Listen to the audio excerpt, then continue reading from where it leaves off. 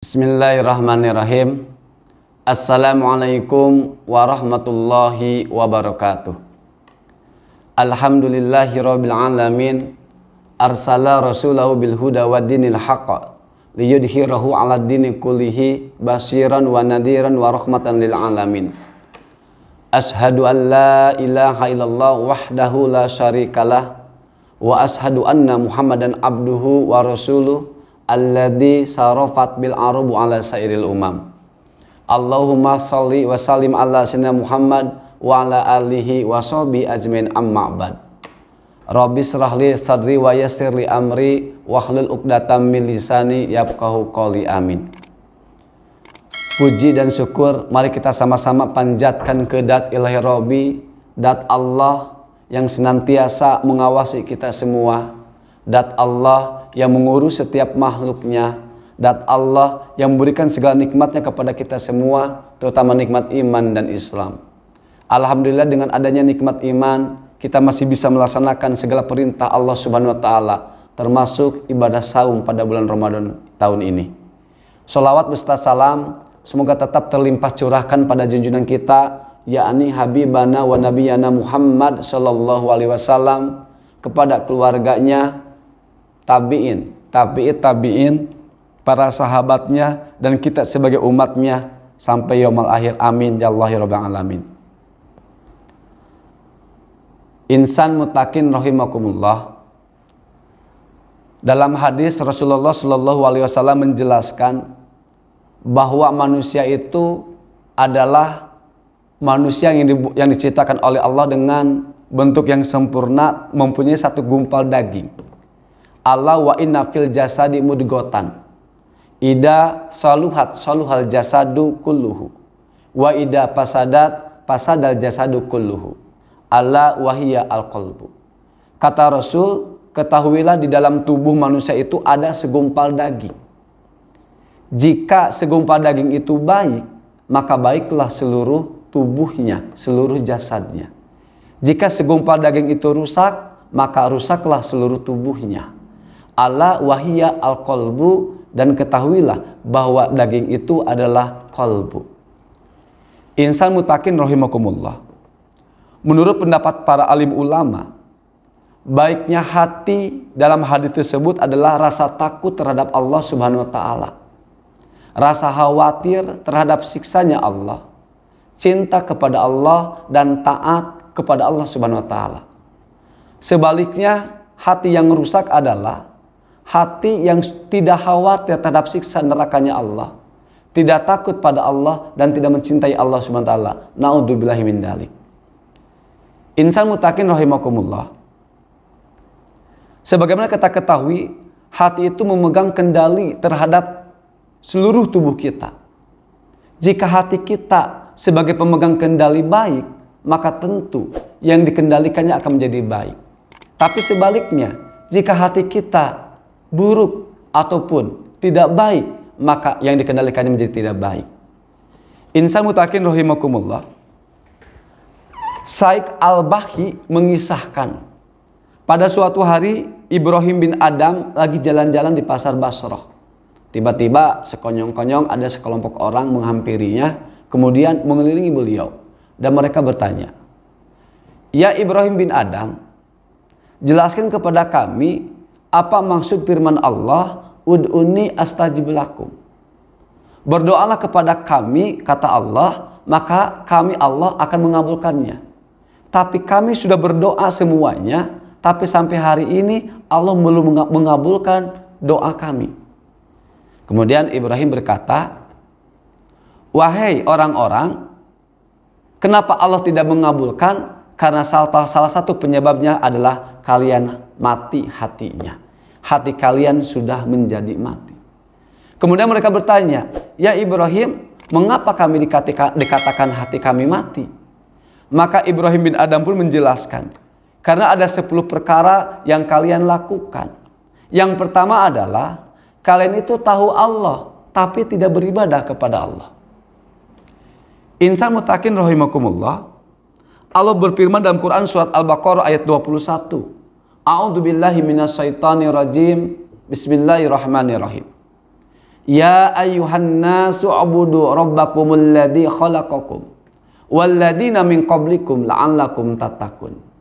Ya ayyuhan nasu, Allah panggil itu tidak hanya orang beriman tapi semua manusia.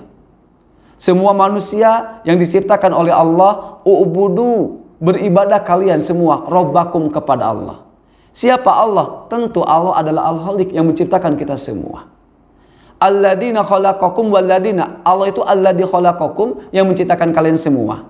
Walladzina min qablikum, dan orang-orang sebelum kalian. La'allakum tattaqun, agar kalian menjadi orang-orang yang bertakwa. Insan mutakin rahimakumullah, sudah jelas di sini. Kita sebagai manusia, makhluk Allah yang Allah ciptakan. Kita adalah yang diciptakan oleh Allah.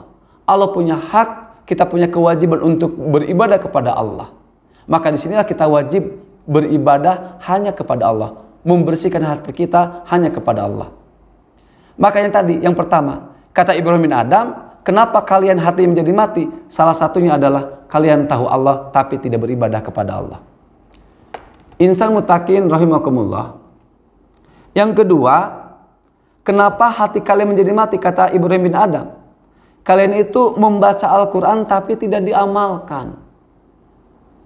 Kalian bisa membaca Al-Quran, tapi pengamalan dari Al-Quran tersebut adalah nihil. Padahal Al-Quran adalah hudan, petunjuk buat manusia. Bagaimana kita melaksanakan sari-sari dari Allah. Allah Subhanahu wa taala berfirman, A'udzubillahi minasyaitonirrajim, utlu ma uhiya ilaika minal kitabi wa aqimis sholata. Bacalah Al-Quran yang telah diwahyukan kepadamu Muhammad dan dirikanlah sholat. Al-Quran kita jadikan sebagai petunjuk. Al-Quran dilengkapi dengan hadis. Hadis berfungsi sebagai penjelas ketika ada beberapa ayat Al-Quran yang sifatnya umum. Contoh dalam Al-Quran, dirikanlah sholat. Maka dalam Al-Hadis dijelaskan bagaimana cara-cara praktek-praktekan sholat. Maka disinilah kewajiban kita. Tidak hanya membaca Al-Quran, kita coba memahami Al-Quran dan berusaha untuk mengamalkan Al-Quran. Kembali lagi kepada perkataan Ibrahim bin Adam, salah satunya adalah itu. Kalian itu membaca Al-Quran tapi tidak diamalkan. Insan mutakin rahimakumullah, kata Ibrahim bin Adam yang kedua, kenapa kalian hatinya menjadi mati? Kalian itu ngaku musuhnya setan tapi kalian itu mengikuti langkah-langkahnya setan gitu. Allah menjelaskan, memberikan penguatan bahwa setan itu adalah musuh yang paling nyata kan. Maka perlakukan setan itu sebagai musuh. Inna syaitanu lakum aduwwun fattakhiduhu aduwwa. Jelas setan itu adalah musuh, maka perlakukanlah setan itu sebagai musuh. Kadang-kala tidak sedikit orang yang menjadikan setan itu sebagai rekanan, naudzubillah min dzalik. Sebagai serikat, sebagai teman. Orang bersekutu dengan setan untuk menggolkan satu tujuan. Tidak peduli haram dan halal, tidak peduli musyrik ataupun apa, yang jelas bagaimana tujuannya bisa tercapai. Padahal setan adalah makhluk Allah yang jelas-jelas pandai menipu, memberikan tipu daya pada manusia. Karena tujuannya adalah bagaimana supaya Bani Adam ini masuk semuanya ke dalam nerakanya Allah. Naudzubillah min dzalik. Nah, itu salah satu yang ketiga ya. Yang ketiga kata Ibrahim bin Adam, kalian itu ngaku musuh setan tapi mengikuti langkah-langkahnya. Kemudian yang keempat, kenapa hati kalian itu menjadi mati? Kata Ibrahim bin Adam, kalian itu ngaku cinta Rasul tapi meninggalkan sunnahnya. Padahal jelas Rasulullah SAW itu diutus oleh Allah, punya uswah sebagai contoh, suri tauladan. Bagaimana Rasul berinteraksi, bagaimana Rasul beribadah, bagaimana Rasul memimpin sebuah pemerintahan dan sebagainya. Uswah yang sempurna ada pada diri Rasulullah SAW. Maka ikutilah sunnah-sunnahnya, ikutilah apa yang diajarkan Rasulullah SAW. Insan mutakin rahimakumullah, Rasulullah SAW bersabda, jika aku perintahkan pada kalian terhadap suatu perkara, maka laksanakanlah, kerjakanlah. Dan jika aku larang dari suatu perkara, maka jauhilah. Kita laksanakan sunnah-sunnah Rasul kemampuan kita. Kita belajar qiyamul lail, kita belajar tadarus Al-Quran, apalagi anak-anak di bulan Ramadan ini. Kita perbanyak ibadah kepada Allah. Karena kita tahu sendiri bahwa pahala di bulan Ramadan ini Allah lipat gandakan. ikuti sunnahnya Rasulullah SAW. Nah, orang-orang yang dimatikan hatinya, orang-orang yang mati hatinya, kata Ibrahim bin Adham, salah satunya yang keempat tadi, ngaku cinta Rasul tapi meninggalkan sunnahnya. Insan mutakin rahimakumullah. Yang kelima, kata Ibrahim bin Adham, kenapa hati kalian menjadi mati? Kalian itu ingin masuk surga tapi tidak mengerjakan amalan-amalan yang membuat orang tersebut bisa masuk surga. Cita-cita kita bagus, ingin masuk surga, sholat kagak. Ingin masuk surga, bersedekah tidak. Ingin masuk surga, berpuasa tidak. Bahkan kita semakin jauh dari Allah SWT. Maka itu adalah salah satu di antara yang 10 yang nanti diungkapkan oleh Ibrahim bin Adham yang membuat hati kalian menjadi mati. Insan mutakin rahimakumullah. Yang keenam kemudian, kata Ibrahim bin Adham, kenapa kalian hatinya menjadi mati? Itu karena kalian itu takut neraka, tapi tetap maksiat. Maksiatnya tetap jalan, tapi ngakunya takut neraka. Padahal kata Rasul, ketika kita berbuat dosa, itu kan satu titik hati menjadi hitam. Berbuat maksiat lagi, satu titik lagi nambah di hati kita. Berbuat maksiat lagi terus, sampai hati kita menjadi gelap, dan akhirnya mati. Naudzubillahi min dzalik. Kemudian kata Ibrahim bin Adham, yang ketujuh adalah, kenapa kalian mati hatinya? Kalian tahu kematian akan datang, tapi tidak mempersiapkan amal. Insan mutakin rahimakumullah, setiap manusia, setiap makhluk Allah yang bernapas itu tentu akan mengalami yang namanya mati. Kullu nafsin dha'iqatul maut. Makhluk yang lain tidak diminta pertanggungjawaban sama Allah. Kita manusia yang punya kewajiban beribadah tentu tidak akan lepas dari pertanggungjawaban apa yang kita kerjakan di alam dunia ini. Maka kita siapkan amalan-amalan kita untuk menghadapi kematian. Kematian itu kan satu misteri, satu gaib, kita tidak tahu kapan akan datang. Mungkin besok, mungkin lusa, mungkin berapa hari lagi. Kadangkala tidak sedikit di antara teman-teman kita ataupun tetangga-tetangga kita ataupun sahabat-sahabat keluarga kita tidak sampai pada bulan Ramadan ini. Bulan Rajab masih bersama-sama kita. Semua kita berdoa pada Allah kan. Allahumma barik lana fi Rajab wa sabana wa balighna Ramadan, ya Allah, sampaikanlah pada bulan Ramadan ini. Tapi ketika sudah sampai pada titik tulisnya, kata Sundanya, pada kepastiannya harus meninggal, ya meninggal. Nah, untuk kita sebagai apa? Sebagai manusia yang masih Allah berikan kesempatan untuk hidup, jadikan sebuah tadkirah buat kita semua. Jadikan sebuah ibrah, pelajaran buat kita semua. Yuk sama-sama persiapkan amalan-amalan, kita kumpulkan setiap amalan-amalan kebaikan untuk menyongsong kematian kita. Karena kata Ibnul Jauzi, setiap napas itu ditarik ya, setiap menit kita bernapas kan. Setiap napas itu ada beberapa kotak simpanan yang Allah siapkan di hari nanti kelak. Nah, ketika kita tidak mempersiapkan diri dengan memperbanyak amal-amal soleh, ketika kita nanti kembali kepada Allah, Allah bangkitkan, maka kotak-kotak simpanan kita kosong, tidak ada apa-apa. Padahal ketika kita berbuat kebaikan, maka kotak-kotak simpanan tersebut akan terisi dengan amal-amal kebaikan kita semua. Insan mutakin rahimakumullah. Kemudian yang kedelapan, kata Ibrahim bin Adham, amalan kalian itu yang membuat kalian hatinya menjadi mati, kalian sibuk mencela, gibah, buruk sangka, memfitnah, mengguncing, tapi jarang sekali kalian berintrospeksi diri. Semut yang ada di seberang sana sangat kelihatan, tapi gajah di pelupuk mata tidak kelihatan. Sifat manusia sangat detil, teliti, mencari kesalahan-kesalahan orang lain, tapi kesalahan kita sendiri padahal besar, kita tidak bisa melihatnya. Hasibu qabla an tuhasabu. Hisab diri kalian sebelum Allah hisab. Maka kita sama-sama harus berintrospeksi diri. Kira-kira hari ini aku amalannya apa saja? Banyak baiknya, banyak buruknya. Hari ini aku sholat duha atau tidak? Hari ini aku berbuat maksiat atau tidak? Ketika kita berbuat dosa, buru-buru kita beristighfar. Itu adalah salah satu tip kita berintrospeksi diri. Baiklah, insan mutakin rahimakumullah. Kemudian yang kesembilan, kata Ibrahim bin Adham, kenapa hati kalian menjadi mati? Salah satunya adalah kalian itu Allah berikan rezeki yang melimpah ruah, tapi kalian lupa untuk bersyukur. Pada kata Allah, la in sakartum la azidannakum wa la in kafartum inna adzabi lasadid. Jika kalian bersyukur pada nikmatku, Allah tambah nikmatku. Wa la in kafartum inna adzabi lasadid. Tapi jika kalian kufur pada nikmatku, maka tunggulah adabku yang sangat pedih. Nikmat Allah berikan begitu banyak pada kita semua. Nikmat itu tidak hanya terhitung dengan uang ataupun harta. Kesehatan yang Allah berikan pada tubuh kita. Coba kalian hayati ataupun renungkan bersamalah. Allah berikan 2 mata, subhanallah. Orang lain tidak punya mata. Kita punya mata, 2 bisa melihat dengan jelas. Telinga kita masih berfungsi dengan baik. Allah berikan 2 tangan, Allah berikan 2 kaki.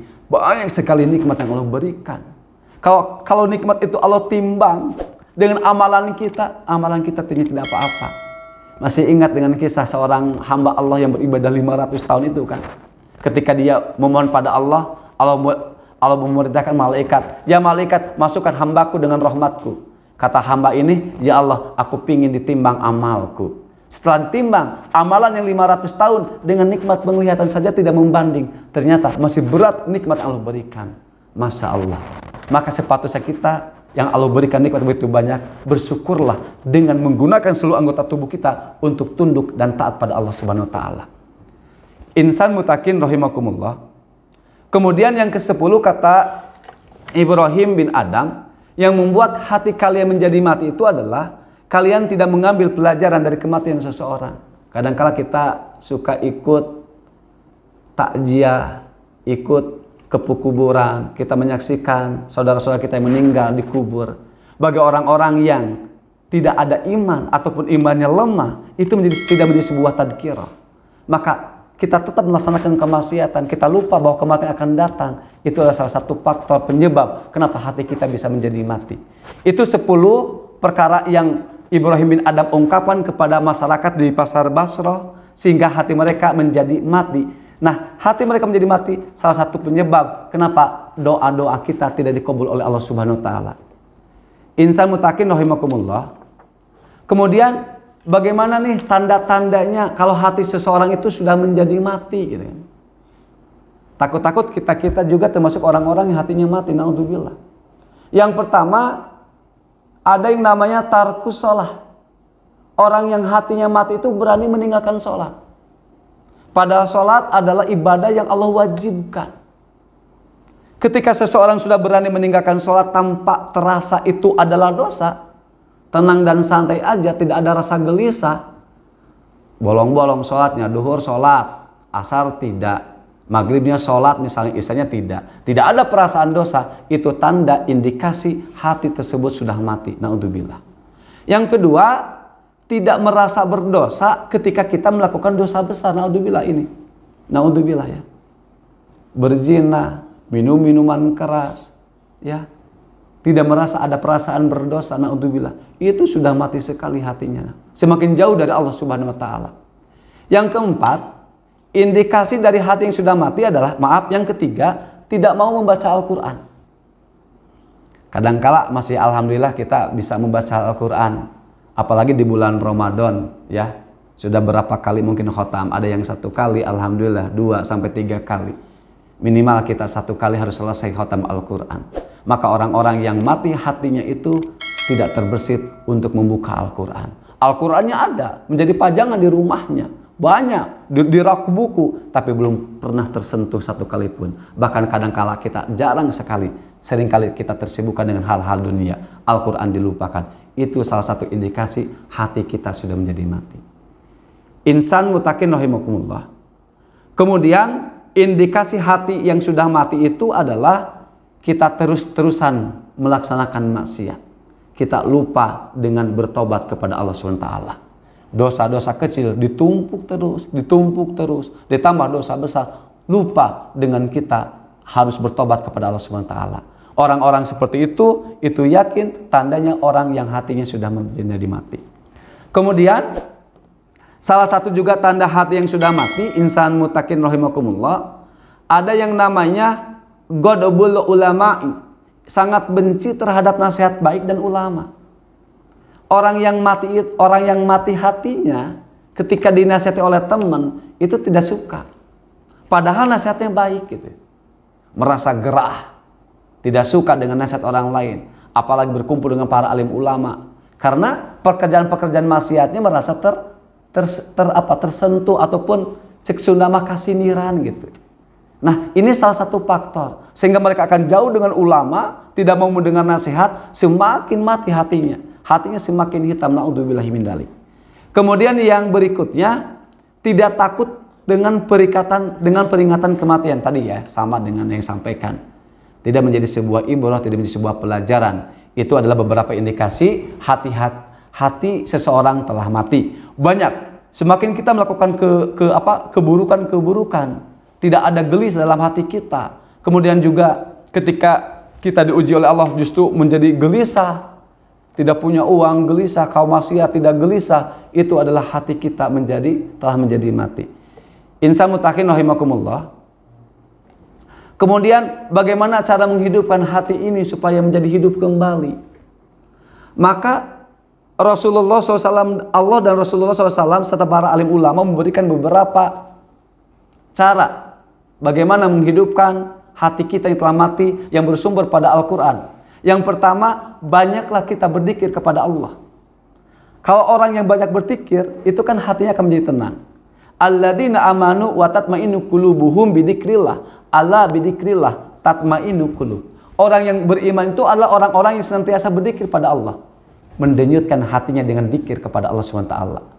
Sinyal hatinya manteng, maksimum, telup-lep cek Sunda teh mah. Kita senantiasa merasa diri dilihat oleh Allah. Ada muraqabahnya. Dengan berzikir, hati kita akan menjadi hidup. Bahkan perbanyaklah berzikir, apapun itu zikirnya. Bisa dengan bertasbih, bisa dengan bersolawat, bisa dengan beristighfar. Bahkan kata Rasul, aksiru minal istighfari. Perbanyak kalian beristighfar. Barang siapa memperbanyak istighfar, kata Rasul, maka Allah akan menjadikan setiap kesulitan, kebingungan, kegundahan menjadi sebuah kelapangan. Insan mutakin rahimakumullah, saya teringat dengan sebuah kisah. Di Kashmir ada seorang ibu yang senantiasa berzikir pada Allah. Hatinya berzikir pada Allah dengan membaca istighfar. Beliau Allah uji, anaknya sakit tulang.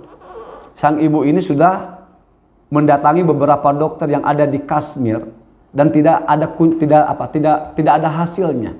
Anaknya tetap sakit sehingga ada rekomendasi si ibu mesti membawa anaknya yang sakit tulang itu ke India.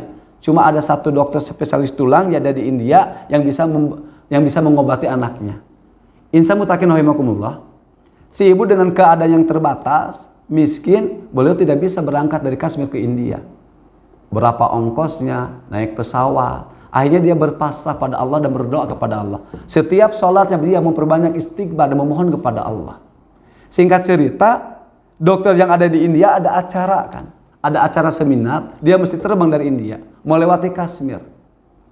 Maka di tengah perjalanan pesawatnya mesti turun ke bandar yang ada di Kashmir karena ada badai terjadi.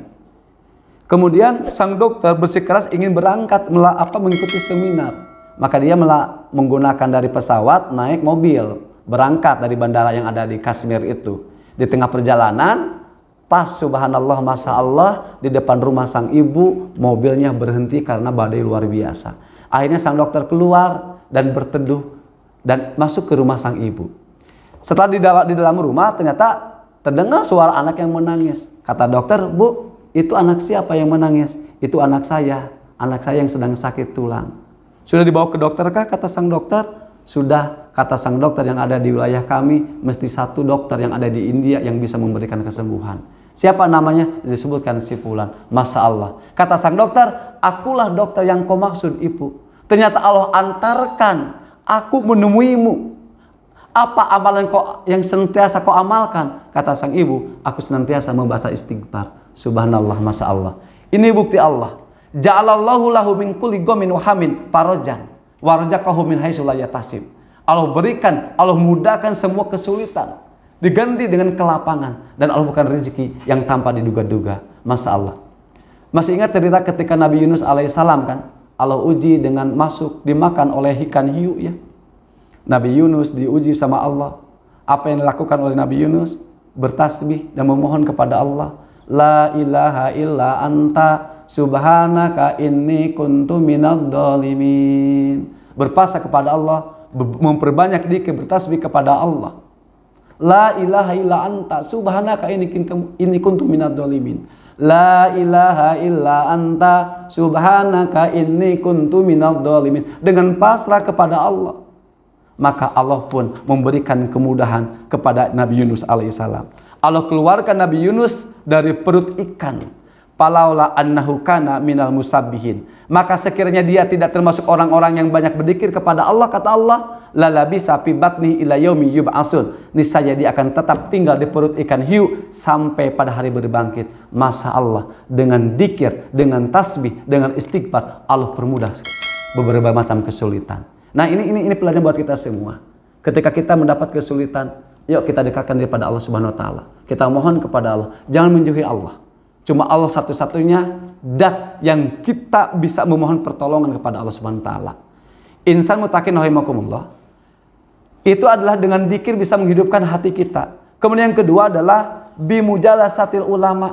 Kita banyak berkumpul dengan orang-orang soleh, dengan orang-orang ulama, dengan berkumpul dengan para alim ulama, para alim hukama, maka kita akan mendapat tausiah. Ketika kita salah, kita akan diingatkan. Bayangkan, kita punya teman anak hamba yang soleh. Ketika melakukan sebuah kesalahan, tentu sahabat yang soleh-soleha itu akan memberikan nasihat pada kita semua. Berbeda ketika kita gaul dengan orang-orang yang jauh dari Allah. Ketika kita berbuat maksiat, maka akan semakin menjerumuskanlah sahabat-sahabat kita yang memang jauh dari Allah. Maka kata Rasul, pilihlah teman itu adalah teman-teman yang sangat takut pada Allah, teman-teman yang bertakwa kepada Allah. Insan mutakin rahimakumullah. Kemudian yang ketiga adalah dengan cara menghidupkan sunnah-sunnah Nabi Muhammad SAW.